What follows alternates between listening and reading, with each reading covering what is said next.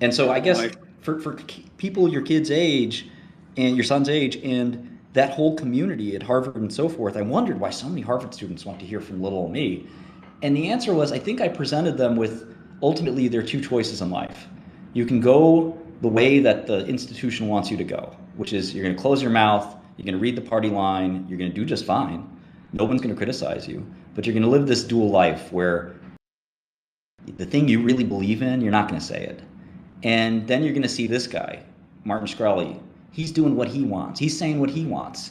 And he's flouting these people, telling them that, I don't care what you think, Hillary Clinton. Who the hell cares about what you think? How could he do that? That's impossible. It's insane. Is he crazy?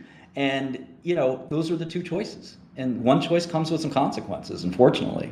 Sometimes you have to be, the climate is that you cannot bear that easily. You're going to get hit.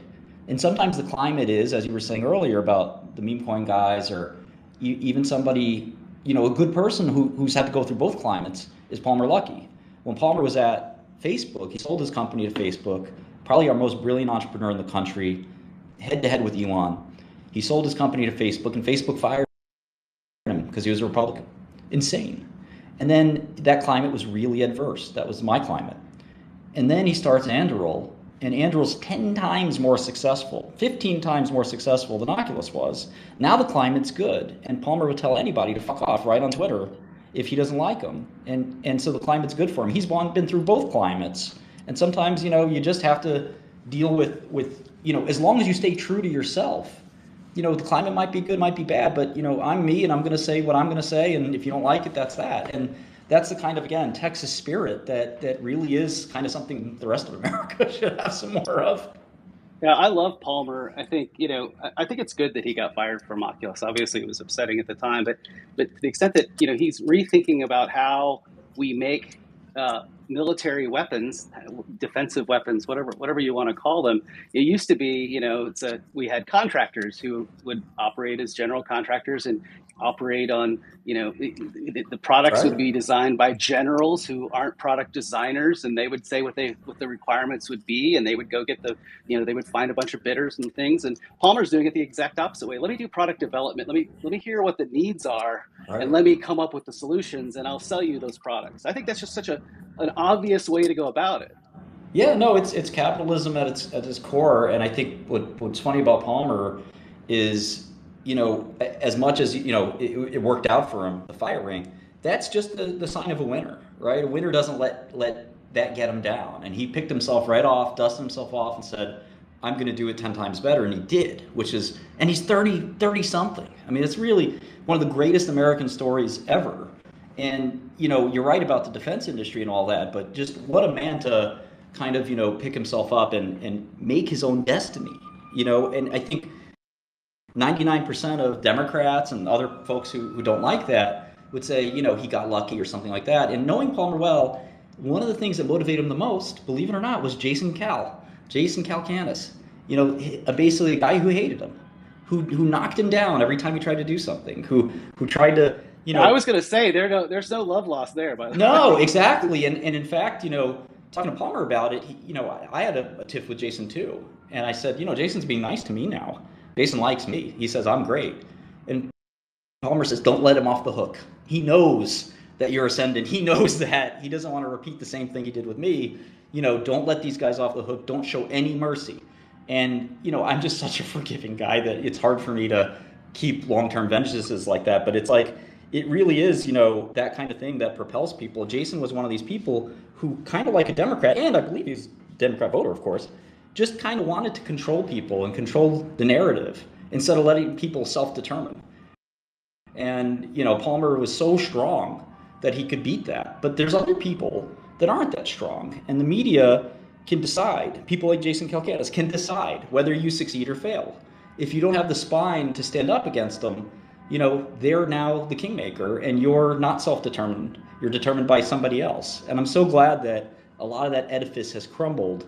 People like Madmani are going to bring some of that back, unfortunately.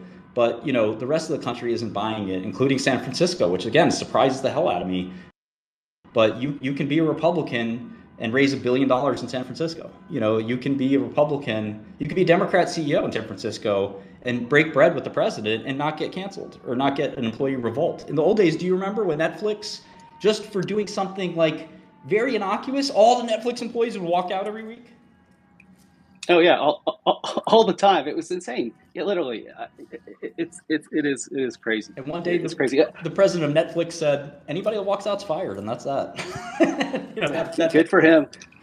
Well, I'll tell you, like with Jason, it must be so. Just and I'm just like everybody. I guess I'm a frenemy of Jason's, but the fact that his biggest success, which I don't know, it's probably debatable, but I think his biggest success is this All In podcast, and he's being basically propelled by whether it's libertarian or conservative feelings and this sort of like wave that's happening. It must be the most infuriating thing for him to have like his marquee achievement be the thing where it's David Sachs is and and Chama, they're like driving forces behind his success. Yeah, no doubt. I mean,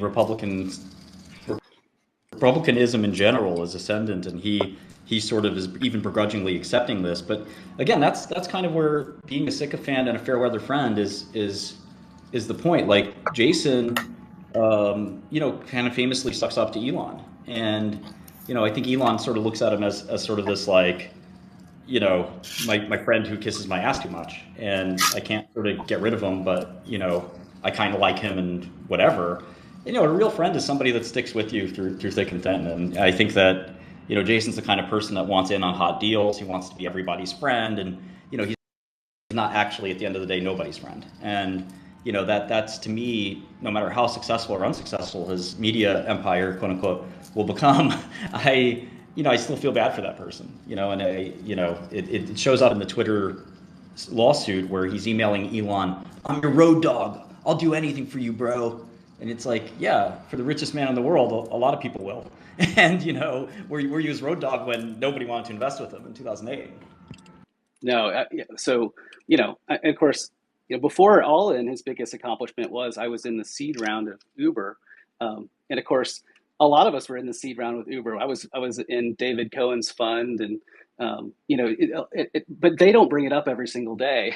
Jason, I think I've never been to an event where Jason didn't make that one of his key accomplishments. Well, the other thing there is that was through Sequoia. That was a Scout deal. So wasn't? Oh yeah, he was in the Scout program. Yeah, it wasn't even his money. Yeah, he had like 20 million, I think, to work with, and he made a $25,000 tag over there. So, yeah, which turns into real money, but yeah. Yeah, I mean, you get the carry, I guess, but it's not like you took it out of your pocket and gave it to the guy.